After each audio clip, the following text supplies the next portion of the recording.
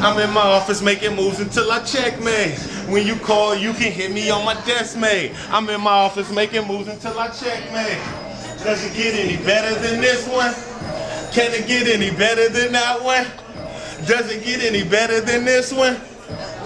Alright, I got a scenario for y'all. When it comes to technology, am I satisfied? Is it my fault that the companies never strategize? Well, with that being said, no, we can act surprised, cause headsets.com got a new appetizer. But when I make moves, I'm aiming for a checkmate. I try to figure the best way to order a desk mate. So tell me this, if you get a call from the president, do you or do you not want the best quality you can get? When you call, you can hit me on my desk mate. I'm in my office making moves until I checkmate. When you call, you can hit me on my desk mate. I'm in my office making moves till I checkmate. Does it get any better than this one? Can it get any better than this one? Can it get any better than this one? Does it get any better? I got a question.